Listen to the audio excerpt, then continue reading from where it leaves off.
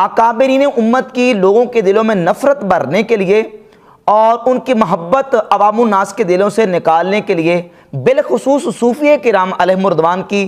دشمنی لوگوں کے دلوں میں پیدا کرنے کے لیے ہر وہ حربہ اور ہر جتن انجینئر محمد علی مرزا استعمال کرتا ہے جس سے لوگوں کو اولیاء کرام سے، صوفیہ کرام سے، امت کے اکابرین سے بدظن کیا جائے۔ اسی لیکچر میں جس کا عنوان ہے کہ کتابوں کا خدا اور بابوں کا خدا، اور اس میں امام احمد بن حنبل رحمۃ اللہ کے حوالے سے مثال پیش کی اور کہا کہ دیکھیں جی فضائل اعمال میں یہ لکھا ہے کہ امام احمد بن حنبل رحمۃ اللہ علیہ کو خواب میں اللہ تعالیٰ کا دیدار ہوا،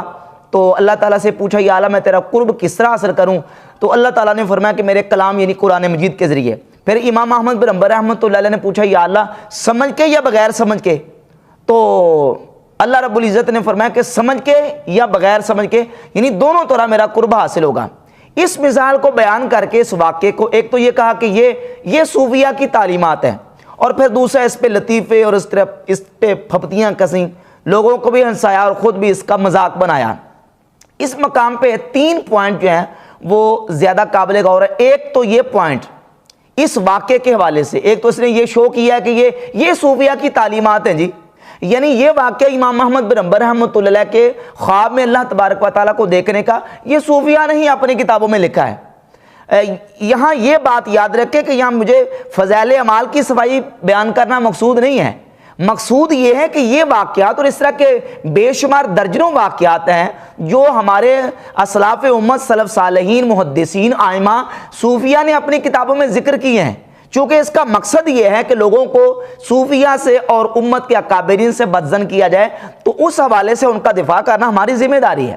یہی واقعہ جو امام احمد بن حنبل رحمۃ اللہ علیہ کے خواب میں اللہ تبارک و تعالیٰ کا دیدار کرنے کا واقعہ، یہ صرف صوفیہ کی کتابوں میں نہیں ہے۔ یہ دیکھیں، یہ کتاب ہے سیر اعلام النبلاء امام ذہبی کی، یہ اسماء و رجال کے عظیم نقاد اور بہت بڑے امام ہیں، امام شمس الدین ذہبی، ان کی کتاب سیر اعلام النبلاء جلد نمبر 9 صفحہ نمبر 295 پہ امام ذہبی اس واقعے کو بیان کرتے ہیں۔ اور یہی واقعہ بہت بڑے محدث ہے امام ملا علی قاری رحمۃ اللہ علیہ، انہوں نے شرح فقہ الاکبر میں بیان کیا ہے۔ یہی ان کا خواب امام احمد بن حنبل رحمۃ اللہ علیہ کا مناقب امام احمد بن حنبل ابن جوزی رحمہ اللہ کی کتاب مناقب امام احمد بن حنبل،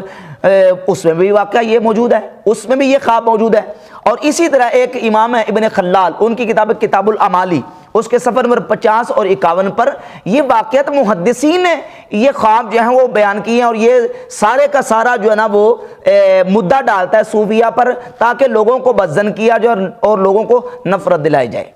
تو یہ صرف صوفیہ نہیں بلکہ محدثین نے بھی اس خواب کو اپنی کتابوں میں بیان کیا ہے۔ اور اس سلسلے میں دوسرا جو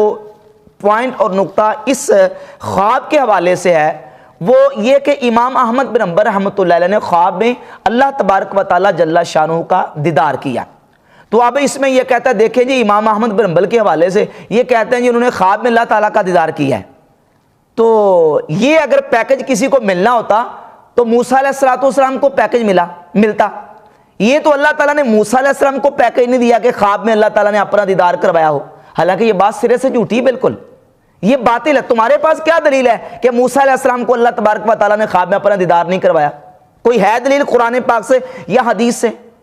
موسیٰ علیہ السلام نے تو خواب میں اللہ تبارک و تعالیٰ جل شانہ کو دیکھنے کا سوال ہی نہیں کیا،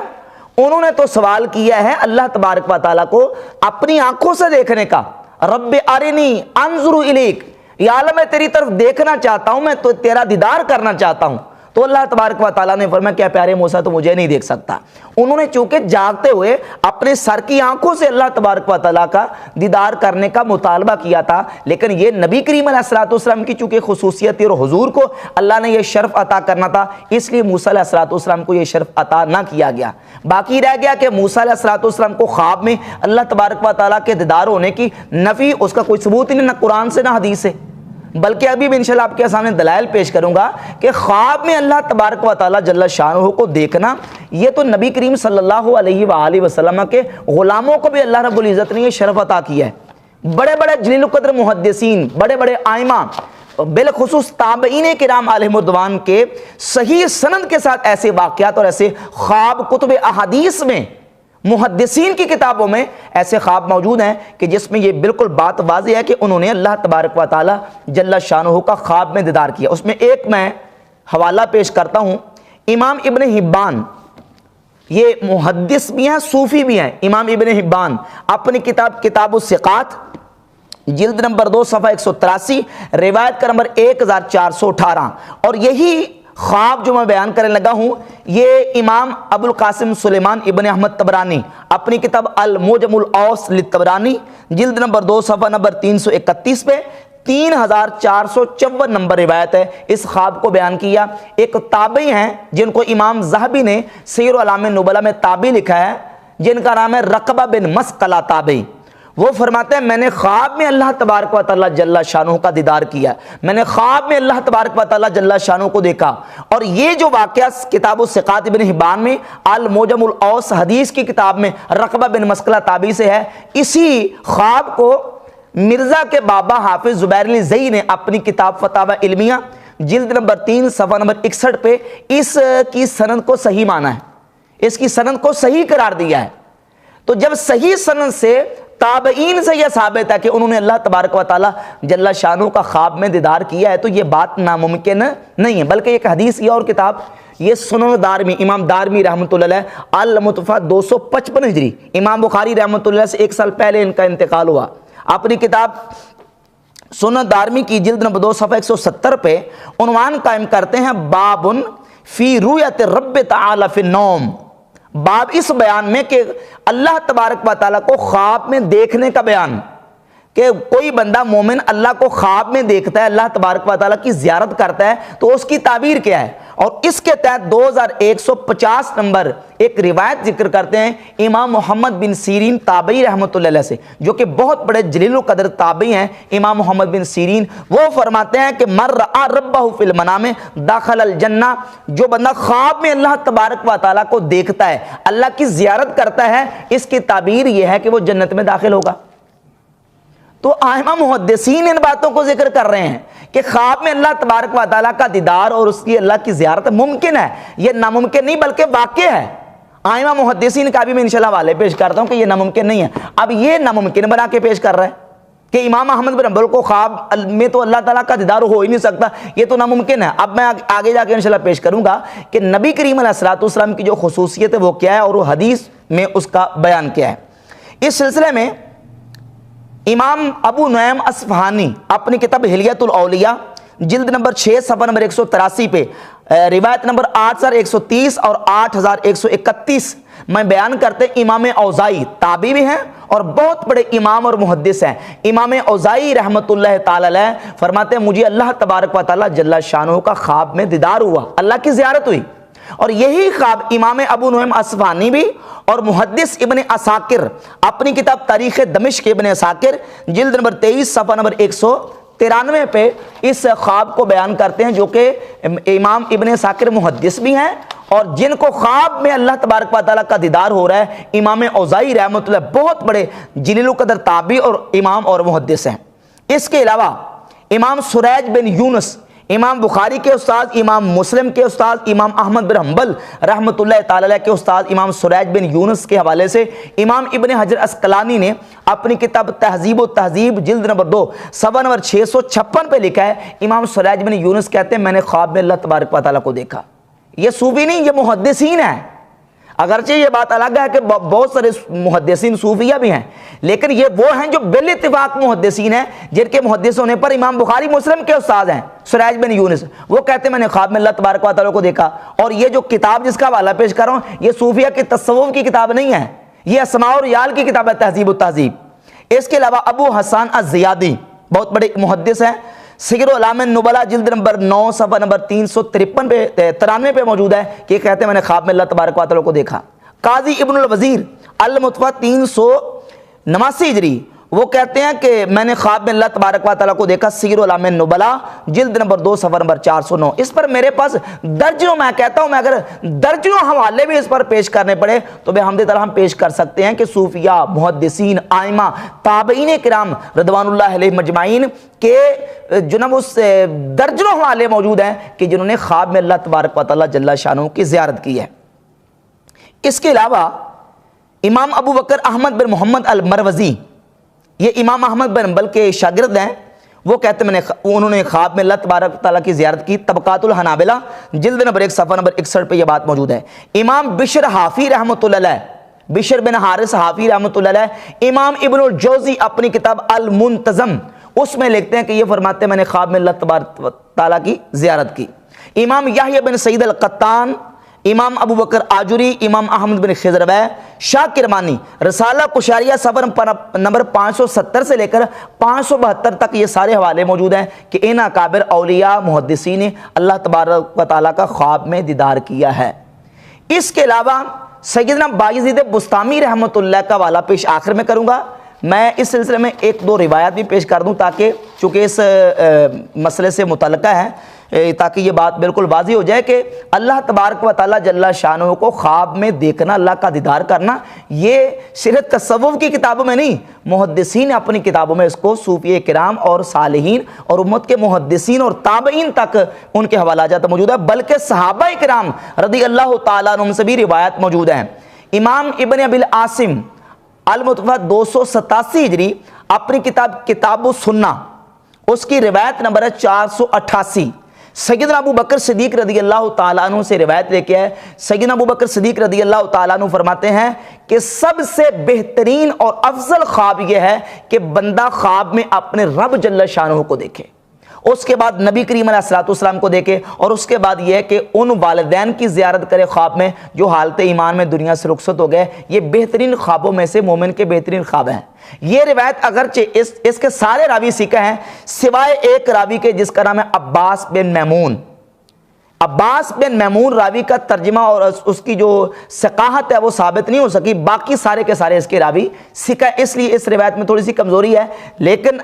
ائمہ محدثین سے یہ بات ثابت ہے کہ خواب میں اللہ تبارک و تعالیٰ جل شانہ کا دیدار اور اللہ کی زیارت ہو سکتی ہے، بلکہ ممکن ہے، یہ کوئی ناممکن چیز نہیں ہے۔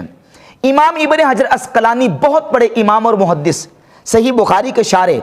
وہ صحیح بخاری کی شرح فتح الباری کی جلد نمبر 12 صفحہ نمبر 489 پہ لکھتے ہیں کہ جوز اہل التعبیر رؤیت الباری عز وجل فی المنام مطلقاً، کہ اہل تعبیر نے یعنی خوابوں کی تعبیر کرنے والے ائمہ محدثین نے مطلقاً اس کو جائز رکھا ہے کہ بندہ خواب میں اللہ تبارک و تعالیٰ کو دیکھ سکتا ہے، یہ جائز ہے، یہ ناممکن نہیں ہے۔ اور بڑا مزیدار ایک حوالہ اس سلسلے میں پیش کروں گا ابن تیمیہ کے حوالے سے۔ ابن تیمیہ غیر مقلدین کے ہاں تو بڑے امام و پیشوا سمجھے جاتے ہیں۔ ابن تیمیہ اپنی کتاب بیان و تلبیس الجہمیہ صفحہ نمبر 73 اور 74 پہ لکھتے ہیں وَمَا زَالَ الصَّالِحُونَ وَغَيْرُهُمْ يَرَوْنَ رَبَّهُمْ فِي الْمَنَامِ، لکھتے ہیں کہ صالحین ہمیشہ سے خواب میں اللہ تبارک و تعالیٰ کا دیدار کرتے آئے ہیں، وَيُخَاطِبُهُمْ، اور خواب میں اللہ تعالیٰ سے باتیں بھی کرتے ہیں، وَمَا أَظُنُّ عَاقِلًا يُنْكِرُ ذَلِكَ، ابن تیمیہ صاحب کہتے ہیں میں کسی عقل مند کو اس کا انکار کرنے کا گمان بھی نہیں کر سکتا کہ کوئی عقل مند بندہ اس کا انکار کرے کہ خواب میں اللہ تبارک و تعالیٰ کا دیدار ہونے کا انکار کرے، میں گمان بھی نہیں کرتا۔ کیوں؟ اس لیے کہ فَإِنَّ وُجُودَ هَذَا مِمَّا لَا يُمْكِنُ رَفْعُهُ اِذَا الرُّؤْيَا تَقَعُ لِلْإِنسَانِ بغیر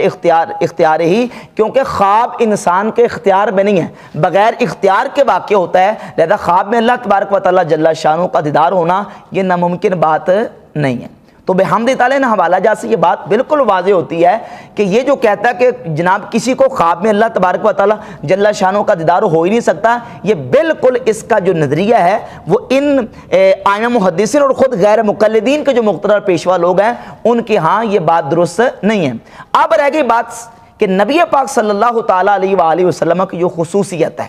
سرکار دو عالم علیہ السلام کی خصوصیت کیا ہے، اور یہ اولیاء اللہ اور صالحین کے خواب میں اللہ تبارک و تعالیٰ کے دیدار کا انکار کیوں کرتا ہے؟ اسے پتہ ہے کہ جب یہ مان لیا نا، جب یہ بات ثابت ہو گئی کہ خواب میں اولیاء اللہ، صالحین، تابعین، صحابہ کرام رضی اللہ تعالیٰ عنہ کو اللہ تعالیٰ کا خواب میں دیدار ہو سکتا ہے، اگر یہ بات مان لی تو اس کا مطلب یہ ہے کہ نبی کریم علیہ السلام کی جو خصوصیت ہے وہ صرف خواب میں دیکھنا نہیں ہوگا، پھر نبی کریم علیہ السلام نے جو اللہ تعالیٰ کا دیدار کیا ہے، حضور کی خصوصیت تب بنے گی جب نبی کریم علیہ السلام نے جاگتے ہوئے حالت بیداری میں اپنے سر کی آنکھوں سے اللہ تبارک و تعالیٰ کا دیدار کیا ہو. اور یقیناً ایسا ہی ہے. سیدنا عبداللہ ابن عباس رضی اللہ تعالیٰ عنہ فرماتے ہیں المستدرک علی الصحیحین جلد نمبر 1 صفحہ نمبر 163 حدیث کا نمبر ہے 216. المعجم الاوس جلد نمبر 6 صفحہ نمبر 459 حدیث کا نمبر ہے 9396. السنن الکبریٰ للنسائی حدیث نمبر 11539. السنہ لابن ابی العاصم حدیث نمبر 436. اور اس حدیث کو امام حاکم نے بھی صحیح کہا, امام ذہبی نے بھی صحیح کہا, ناصر الدین البانی نے صحیح کہا, امام ابن حجر عسقلانی نے صحیح کہا, اور امام نووی نے کہا کہ اس میں کوئی حرج نہیں ہے. وہ حدیث یہ کہ عبداللہ ابن عباس رضی اللہ تعالیٰ عنہ فرماتے ہیں کہ الخلۃ لابراہیم علیہ السلام, اللہ تبارک و تعالیٰ نے خلت جناب ابراہیم علیہ السلام کو عطا کی. اور بل کلام موسیٰ علیہ السلام, اور اللہ تعالیٰ نے کلام جناب موسیٰ علیہ السلام کو عطا کیا. والرؤیۃ لمحمد صلی اللہ علیہ وسلم, اور اپنا دیدار اللہ تعالیٰ نے نبی پاک محمد مصطفیٰ صلی اللہ علیہ وسلم کو عطا کی. تو اب اللہ کا دیدار سر کی آنکھوں سے کرنا یہ رسول اللہ محمد مصطفیٰ صلی اللہ علیہ وسلم کی خاصیت اور حضور کی خصوصیت اور حضور کے فضائل و کمالات میں سے. اور خواب میں نبی کریم علیہ خواب میں اللہ تبارک و تعالیٰ کا دیدار کرنا یہ تو نبی کریم علیہ السلام کے غلاموں اور حضور کے خادموں اور حضور کے امتیوں کو بھی حاصل ہے. اور باقی اسی سلسلے میں سیدنا بایزید بسطامی رحمۃ اللہ کے حوالے سے کہتا ہے کہ دیکھیں جی کشف المحجوب میں لکھا ہے کہ بایزید بسطامی کو اللہ تعالیٰ کا ڈائریکٹ دیدار ہوا. بایزید بسطامی نے اللہ تعالیٰ کو ڈائریکٹ دیکھا.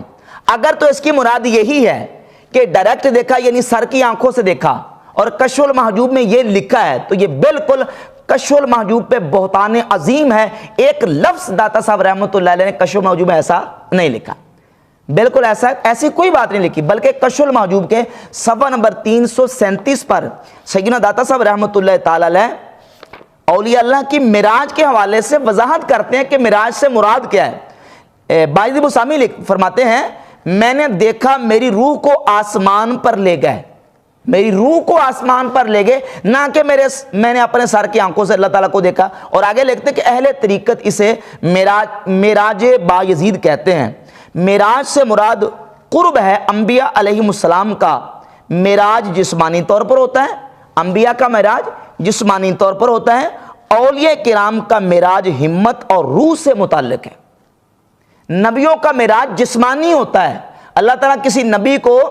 اگر بلند کرتا ہے 7ویں 4تھے 5ویں جس آسمان پہ لے جاتا ہے, جسمانی طور پر ان کا معراج ہوتا ہے. اور اللہ کے ولیوں کو جو معراج ہوتا ہے وہ خواب میں اور روحانی طور پہ ہوتا ہے. اور یہ کیا کہہ رہا ہے کہ علی ویری صاحب نے کشف المحجوب میں لکھا کہ بایزید بسطامی کو ڈائریکٹ معراج ہوا ہے. حالانکہ یہ بات ایسی نہیں لکھی, بلکہ میں اس میں ایک عقیدے کی بات واضح کر دوں. ہمارے عقائد کی کتابوں میں, ہماری فقہ کی کتابوں میں یہ بات لکھی ہوئی ہے کہ جو بندہ یہ دعویٰ کرے کہ اس نے اپنے سر کی آنکھوں سے اللہ تعالیٰ کو دنیا میں دیکھا ہے, تو ہمارے علماء اتنا سخت فتویٰ دیتے ہیں کہ اس کی تکفیر تک کرتے ہیں. ایک حوالہ میں پیش کر دیتا ہوں. یہ بات فتاوی رضویہ میں بھی موجود ہے, بہار شریعت میں بھی موجود ہے, اور یہ الفتاوی الحدیثیہ امام ابن حجر مکی حیتمی رحمۃ اللہ علیہ صفحہ 200 پر پوری تفصیل بیان کرتے ہوئے صفحہ 202 پر اور 200 پر لکھتے ہیں اذا تقرر ذالک علم منہ انہ لا یجوز لأحد ان یدعی انہ اللہ بعین راسہ. فرمایا جب یہ بات بالکل واضح ہو گئی کہ اللہ تعالیٰ کو سر کی آنکھوں سے نہیں دیکھا جا سکتا, جو بندہ یہ کہے کہ میں نے اپنے سر کی آنکھوں سے اللہ تعالیٰ کو دیکھا ہے, من زعم ذالک فہو کافر مراق الدم. فرماتے ہیں ایسا بندہ کافر ہے, اس کا خون بہایا جائے گا جو یہ کہے کہ میں نے اپنے سر کی آنکھوں سے اللہ تعالیٰ کو دیکھا ہے. ہمارے علماء تو اس کی تکفیر کر رہے ہیں. اور صفحہ نمبر 202 میں بھی یہی لکھا ہے کہ ایسا بندہ, اس کی علماء نے تکفیر کیا ہے جو یہ کہے کہ اس نے اللہ تعالیٰ کو سر کی آنکھوں سے دیکھا ہے, یا کسی کے بارے میں بھی عقیدہ رکھے کہ فلاں ولی نے فلاں نیک بندے نے اللہ تعالیٰ کو سر کی آنکھوں سے دیکھا. ہمارے تو علماء اس کی تکفیر کر رہے ہیں. اور یہ بہتان لگا رہا ہے کہ جناب علی ویری صاحب نے لکھا ہے کہ بایزید بسطامی نے اللہ تعالیٰ کو ڈائریکٹ دیکھا ہے. حالانکہ جتنی بھی کتابیں صوفیہ کی, یا امام ابن الجوزی رحمۃ اللہ علیہ نے بھی بایزید بسطامی رحمۃ اللہ علیہ کا واقعہ بیان کیا ہے. ابن الجوزی رحمۃ اللہ نے صفۃ الصفوہ میں وہ فرماتے ہیں کہ بایزید بسطامی فرماتے ہیں کہ مجھے اللہ تعالیٰ کا دیدار ہوا خواب میں سوتے ہوئے, اسی طرح علامہ شاطبی نے اپنی کتاب الاعتصام میں اس کو ذکر کیا، دیگر جو محدثین نے ذکر کیا تو وہ خواب کا واقعہ بیان کیا، ڈائریکٹ سر کی آنکھوں کے حوالے سے بات نہیں کی۔ اور اس سلسلے میں یہ بات بالکل جو نا وہ واضح ہو جاتی ہے۔ اور امام احمد بن حنبل رحمۃ اللہ کے خواب کے حوالے سے یہ جو اس نے بات بیان کی ہے نا کہ دیکھیں امام احمد بن حنبل نے پوچھا یا اللہ میں تیرا قرب حاصل کروں تیرے کلام کے ذریعے سمجھ کے یا بغیر سمجھ کے؟ وہ دیکھو جی اللہ تعالیٰ نے تو کتابیں سمجھانے کے لیے 7 رسول بھیجے ہیں، اور یہ کہہ رہے ہیں کہ سمجھ کے بغیر سمجھ کے دونوں طرح اللہ کا قرب حاصل ہوتا ہے۔ تو یہ بات سمجھیں کہ یہ صرف لوگوں کو علماء سے، اکابرین امت سے، ائمہ محدثین سے بدظن کرنے کے لیے اپنی الٹی عقل استعمال کرتا ہے۔ اس کی چونکہ وہاں تک رسائی نہیں، یا اگر رسائی ہے تو یہ جو نا وہ دشمنی اور ان کی نفرت پھیلانے کے لیے لوگوں کو ایک مس گائیڈ کرتا ہے ان اس طرح کے واقعات بیان کر کے۔ پہلی تو بات یہ کہ اس کی اصل کتابوں تک رسائی نہیں ہے، اس کا جو کچھ ملجا و ماوا ہے وہ اس کی گوگل شریف ہے، یہ گوگل سے سرچ کرتا ہے۔ جو صوفیہ کے مخالفین نے سر دڑ کی بازی لگا کے جو کچھ لکھا ہے صوفیہ کے خلاف، یہ سارے گوگل سے سرچ کر کے ان مضامین کو جمع کرتا ہے، اور ان مضامین کو جمع کر کے پھر ایک لیکچر تیار کر کے تو لوگوں کے سامنے اپنی پھکیاں جھاڑنی شروع کر دیتا ہے۔ یہ واقعہ جو بیان کیا میں نے عرض کیا کہ یہ امام ذہبی نے سیر اعلام نبلاء کی جلد نمبر 9 صفحہ نمبر 295 پہ اس کو بیان کیا ہے، اور امام ابن الجوزی نے مناقب امام احمد بن حنبل میں بھی اس کو ذکر کیا ہے۔ سیدنا امام احمد بن حنبل رحمۃ اللہ علیہ نے جو اللہ تعالیٰ سے پوچھا کہ یا اللہ سمجھ کے تیرا قرب حاصل کروں یا بغیر سمجھ کے، یعنی کس طرح حاصل ہوگا، تو اللہ تعالیٰ نے خواب میں ان کو فرمایا کہ سمجھ کے یا بغیر سمجھ کے دونوں طرح میرا قرب حاصل ہوگا۔ اور یہ بات میں حمد تعالیٰ پچھلی گفتگو میں بیان کر چکا ہوں کہ کلام الہی قرآن مجید فرقان حمید یہ اللہ کی وہ کتاب ہے کہ اللہ تبارک و تعالیٰ نے اس کتاب کی فضیلت یہ رکھی ہے کہ اس کی محض صرف تلاوت کرنا اور اس کلام الہی کی صرف قرات کرنا یہ ایک مستقل عبادت ہے، مستقل عبادت ہے۔ جو بندہ صرف قرات کرتا ہے، صرف تلاوت کرتا ہے، اللہ تبارک و تعالیٰ اس کو بھی ثواب عطا کرتا ہے، اس کو بھی اپنا قرب عطا کرتا ہے۔ ہاں جو بندہ اس کو پڑھتا ہے، تلاوت کرتا ہے، قرات کرتا ہے اور ساتھ اس کے سمجھتا بھی ہے، اس کا مرتبہ فضیلت یقیناً زیادہ ہے۔ لیکن اس بات کی نفی نہیں کی جا سکتی کہ جو بندہ صرف قرات کرتا، تلاوت کرتا، اس کو کوئی ثواب ہی نہیں ملے گا۔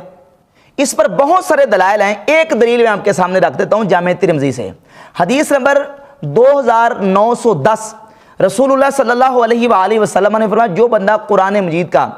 ایک حرف بھی پڑھتا ہے، جس نے قرآن کا ایک حرف بھی پڑھا، اللہ تبارک و تعالیٰ اس کو 10 نیکیاں عطا فرمائے گا۔ اور فرمایا میں نہیں یہ کہتا کہ الف لام میم ایک حرف ہے، بلکہ فرمایا الف ایک حرف ہے، لام ایک حرف ہے اور میم ایک حرف، یعنی الگ الگ حرف ہیں۔ تو اب کسی بندے نے الف لام میم پڑھا تو اس کو کتنی نیکی ملے گی؟ 30 نیکی ملیں گی۔ اب یہ دیکھیں کہ الف لام میم پڑھ کے جب اس نے یہ تلاوت کر لیا، پڑھ لیا، تو مجھے بتائیں کہ اس کے پڑھنے سے اسے کیا سمجھ آئی؟ یہ تو حروف مقطعات ہیں جن کا معنی اللہ جانتا ہے، ہمیں تو اس کا معنی معلوم نہیں ہے۔ جب اس کا معنی معلوم نہیں ہے، اس کا مطلب معلوم نہیں ہے، تو الف لام میم پڑھنے سے 30 نیکیاں ملی، اللہ کا قرب حاصل ہوگا؟ یقیناً ہوگا، یقیناً نیکیاں ملیں گی۔ تو اس بات سے دلیل سے بالکل واضح ہو گیا کہ کلام الہی قرآن مجید کو محض قرات اور تلاوت کرنے سے بھی ثواب ملتا ہے، یہ مستقل عبادت ہے اور اللہ رب العزت کا قرب حاصل ہوتا ہے۔ اسی سلسلے میں انجینئر محمد علی مرزا نے قرآن مجید کی سورۃ البقرہ کی آیت نمبر 185 پڑھی اور کہا کہ دیکھو قرآن مجید تو اللہ کی وہ کتاب ہے کہ جس کو اللہ تبارک و تعالیٰ نے تمام انسانوں کے لیے ہدایت رکھا ہے، یہ تمام انسانوں کے لیے ہدایت ہے، تو جو بھی انسان اس کو پڑھتا ہے اسے ہدایت حاصل کرے۔ حالانکہ اسی سورۃ البقرہ کی آیت نمبر 2 کو چھوڑ گیا۔ اچھا آیت نمبر 2 پہلے آتی ہے یا آیت نمبر 185 پہلے آتی ہے؟ آیت نمبر 2 پہلے آتی ہے۔ تو اب ان دونوں آیتوں کو، آیت نمبر 2 سورۃ البقرہ کی اور آیت نمبر 185، ان دونوں آیتوں کا آپ ملا لیں، دونوں آیتوں کا مفہوم بالکل واضح ہو جائے گا۔ سورۃ البقرہ کی آیت نمبر 2 میں اللہ تبارک و تعالیٰ فرماتا ہے کہ ذالک الکتاب لا ریب فیہ ھدی للمتقین، کہ یہ کتاب اس میں کوئی شک نہیں ہے، یہ متقین کے لیے ہدایت ہے۔ اور سورۃ البقرہ کی آیت نمبر 185 میں فرماتا ہے ھدی للناس، یہ لوگوں کے لیے ہدایت ہے۔ اب یہاں فرمایا کہ یہ متقین کے لیے ہدایت ہے، اور وہاں کیا فرمایا کہ یہ تمام لوگوں کے لیے ہدایت ہے۔ تو اب دونوں آیتوں کا مفہوم نکالنا پڑے گا، تطبیق دینی پڑے گی۔ تطبیق دے کے یہ مطلب یہ نکلتا ہے کہ اللہ تبارک و تعالیٰ کی کتاب قرآن ہدایت تو سب لوگوں کے لیے ہے، لیکن اس سے ہدایت وہ لوگ حاصل کرتے ہیں جو متقین ہیں۔ تو اب یہ صرف اپنا مقصد پورا کرنے کے لیے، اپنے دعوے کو ثابت کرنے کے لیے ایک آیت کو چھوڑتا ہے، دوسری آیت کو پکڑتا ہے، اور یہ طریقہ جو ہے یہ اہل حق کا شیوا نہیں ہے۔ پھر اسی سلسلے میں کہتے ہیں قرآن بڑا آسان ہے۔ اللہ تعالیٰ نے تو قرآن کو آسان کر دیا۔ سورۃ القمر کی آیت نمبر 17، 22، 32 اور 40 میں اللہ تبارک و تعالیٰ نے واضح فرما دیا ہے وَلَقَدْ يَسَّرْنَا الْقُرْآنَ لِلذِّكْرِ فَهَلْ مِن مُدَّكِرٍ۔ اللہ فرماتا ہے کہ بے شک ہم نے یقیناً تحقیق ہم نے قرآن کو آسان کر دیا ہے۔ یسرنا القرآن للذکر، ہم نے ذکر کے لیے، ہم نے قرآن کو نصیحت کے لیے آسان کر دیا ہے۔ تو قرآن تو بڑا آسان ہے، حالانکہ اس آیت کا جو معنی اور مفہوم ہے اس کو بھی سمجھنے کی ضرورت ہے۔ کیا قرآن مجید کی اس آیت کا یہ مطلب ہے کہ ہر بندہ ہی اس کو سمجھ سکتا ہے، کسی استاد کی ضرورت نہیں ہے، کسی سے سیکھنے کی قرآن کو ضرورت نہیں، قرآن اتنا آسان ہے کہ ہر بندہ اس کو سمجھ سکتا ہے؟ اگر یہی معنی اور یہی مطلب اور یہی مفہوم مراد ہوتا تو پھر رسول اللہ صلی اللہ علیہ وآلہ وسلم کے صحابہ کرام رضی اللہ تعالیٰ عنہ خود قرآن کو سمجھ لیتے۔ انہوں نے تو ایسا نہیں کیا، بلکہ نبی کریم علیہ الصلوۃ والسلام کو اللہ رب العزت نے ان کے لیے معلم بنا کے بھیجا، اور معلم بنا کے اللہ رب العزت نے مبعوث فرمایا یعلمہم الکتاب والحکمہ، کہ نبی صلی اللہ علیہ وآلہ وسلم انہیں کتاب اور حکمت کی تعلیم دیتے تھے۔ صحابہ اکرام رضی اللہ تعالیٰ عنہ نبی پاک صلی اللہ علیہ وآلہ وسلم سے کتاب اللہ قرآن مجید سیکھتے تھے، سمجھتے تھے، اور اس کے ساتھ ساتھ وہ صحابہ جنہوں نے نبی کریم علیہ الصلوۃ والسلام سے سیکھا، حضور نے باقی امت کو حکم دیا کہ خذوا القرآن من اربعۃ، ان چار سے قرآن سیکھو۔ صحیح بخاری کی 4999 نمبر حدیث ہے، ان چار سے قرآن سیکھو۔ اور یہ چار کون ہیں؟ عبداللہ بن مسعود ہے، حضرت سالم ہے، حضرت ابی بن کعب ہے، اور حضرت معاذ بن جبل رضی اللہ تعالیٰ عنہ۔ اگر قرآن اتنے ہی آسان تھا تو پھر صحابہ کرام رضی اللہ تعالیٰ عنہ خود پڑھ لیتے، خود سمجھ لیتے۔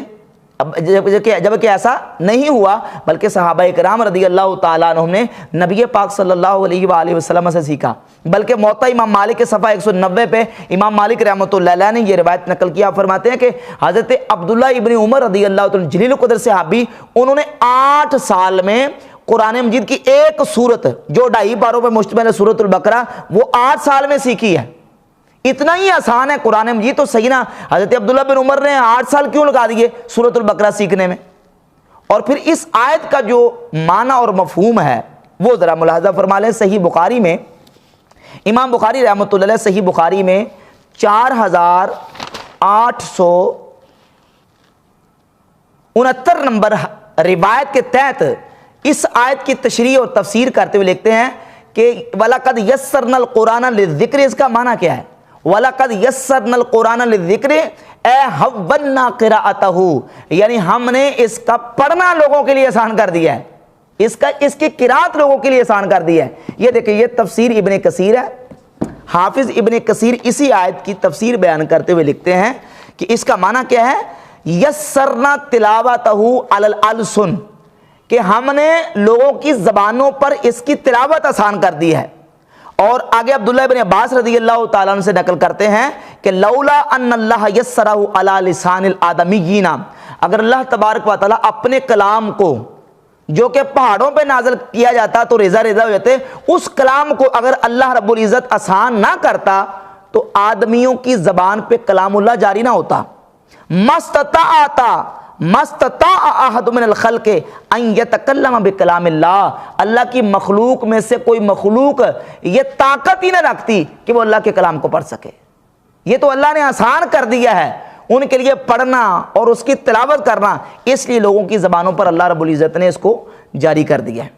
یہ امام ابن الجوزی کی کتاب ہے زاد المسیر۔ زاد المسیر میں بھی امام ابن الجوزی رحمۃ اللہ علیہ نے اسی آیت کی تفسیر بیان کرتے ہوئے لکھا ہے کہ اے للحفظ والقراءۃ یسرنا القرآن للذکر، معنی کیا؟ سہلناہ اے للحفظ والقراءۃ، ہم نے قرآن کو قراءت کے لیے اور حفظ کے لیے آسان کر دیا ہے۔ یہ دیکھیں، یہ تفسیر قرطبی ہے۔ امام قرطبی نے بھی تفسیر قرطبی میں اسی آیت کی تفسیر بیان کرتے ہوئے لکھا ہے سہلناہ للحفظ، یعنی ہم نے حفظ کے لیے اس کو آسان کر دیا۔ وَأَعَنَّ عَلَيْهِ مَنْ أَرَادَ حِفْظَهُ، اور جو اس کے حفظ کا یاد کرنے کا ارادہ رکھتا ہے ہم نے اس کی اعانت اور مدد کی ہے۔